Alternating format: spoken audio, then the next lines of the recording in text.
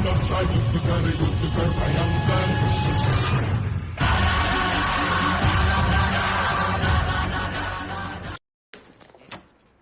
50 बार बोल रहे हैं पढ़ने निकले वाले छात्रों को राजनीति से दूर रहना चाहिए हैं? नमस्ते, प्रणाम, हर हर महादेव। कैसे हैं आप लोग? रियलिज्म एम्बियंस पे आप लोगों का स्वागत है। आज के वीडियो में हम जिसके बारे में बात करने वाले हैं उसके बारे में आप सभी या फिर पूरा समाज जानता है कि हाँ, वो इंसान कैसा है या फिर वो कितनी अच्छी अच्छी बातें करता है। खैर, मैंने अभी हाल में उसका एक वीडियो देखा है। सबसे पहले वाली बात जो उसने करी है वो ये करी है कि जैसे बागेश्वर धाम सरकार के ऊपर उसने टिप्पणी करी कि बागेश्वरा कह के। मैं इन सब चीज़ों को कुछ नहीं कहना चाहता, ना ही उसके 86% वाली बात पे कुछ कहना चाहता हूँ। मैं बस इतना कहना चाहता हूँ कि जो उसमें चोटी रखने वाली बात या फिर जो हिंदू समाज जिस चीज़ को, जो संस्कृति को फॉलो करते आ रहा है, उस चीज़ के ऊपर जो सबसे पहले उसने ये बोला कि चोटी रख के जो लोग चोटी रखते हैं उनका मानसिक संतुलन खराब हो गया हुआ है या फिर हो जाता है।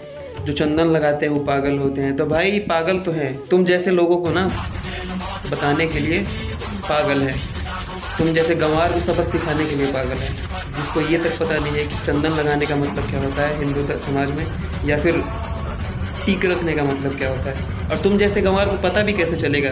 पूछो जिसके घर में सुबह सूर्योदय के समय नहा धोआ के तब खाना बनता है, या फिर शाम होने से पहले, या फिर शाम होने के टाइम में जब तक दिया न जले तब तक घर की चिराग नहीं जलती। इस चीज़ को साइंस ने भी माना है कि जैसे पर्वत या शिखर होती है, उसकी सबसे ऊपर वाले हिस्से को चोटी कहते हैं।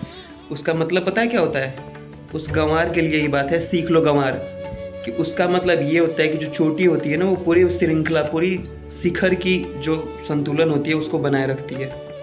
मैंने और इसकी 2-3 वीडियो देखी जिसमें ये हर बात में 86% की बात करता है। तो उस 86% पे भी मैंने, जो हर बात में 86% की बात करता है, उस 86% में भी मैंने सोचा कि चलो इसके 86% का राज पता किया जाए कि क्या है इसका 86% का राज।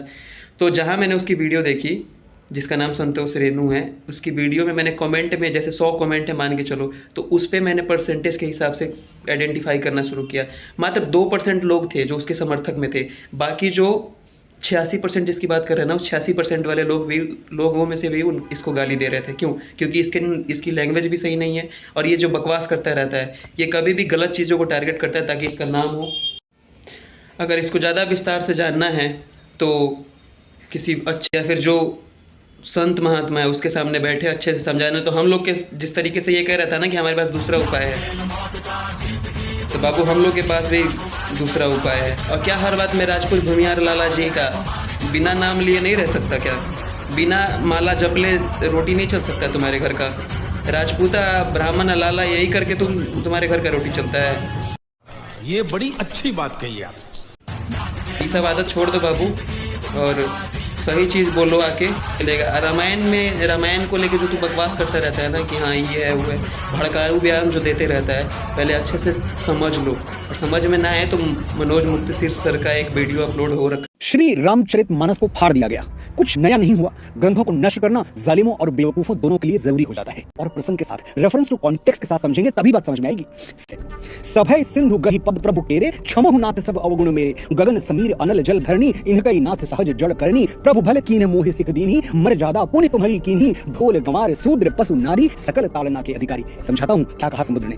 हे प्रभु मुझे क्षमा कर दीजिए। आकाश, हवा, धरती और वायु की तरह जल भी जड़ है, मैं भी जड़ हूँ। मुझ में सभी प्रतीकों में बात करता है, मेटाफर्स में बोलता है। वो कहता है ढोल यानी एक ऐसा वाद्य यंत्र जिसे बिना सीखे नहीं बजाना चाहिए, वरना संगीत की जगह शोर निकलेगा।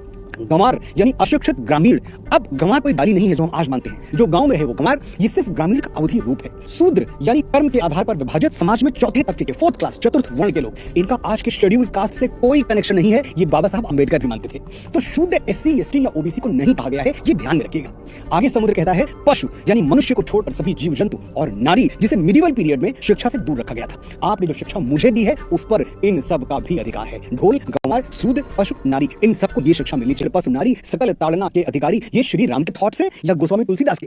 दोनों के नहीं। ये विचार 100% समुद्र के हैं और किसी भी एंगल से गलत नहीं है। जरूरत है सिर्फ खुले और साफ मन से एनालाइज करने की, सोचने की, समझने की। 30-35 साल का ये हो रखा है, लेकिन उसको बोलने का ढंग पता नहीं है। सोशल मीडिया या लाइव आके किस तरीके से बात रखनी चाहिए या किस तरीके से बोलना चाहिए, इसको ये तक नहीं पता है। बस कैमरा ऑन कर लिए, बकवास कर लिए। हिंदू क्या चीज़ है ना, संतोष रेणु, तुम जैसे गंडमरे को बताने की जरूरत नहीं है। ये बड़ी अच्छी बात कही आप। आजकल हम जितने एनालाइज किए हुए हैं, जो सोच तहत अपनी बातों को रखते हैं, या तो 2 तरीका हो सकता है, या तो सही चीज़ बोलते हैं या फिर गलत चीज़ करते हैं। तो गलत चीज़ों में से एक बिलबिलाने वाला कुत्ता आप जिसको समझ सकते हो, ये वही इंसान है जो गलत चीज़ों के नाम पे ही रोटी सेकता है और अपने घर की रोटी चलाता है। तो इनकी बातों को ज़्यादा मानने की ज़रूरत नहीं है।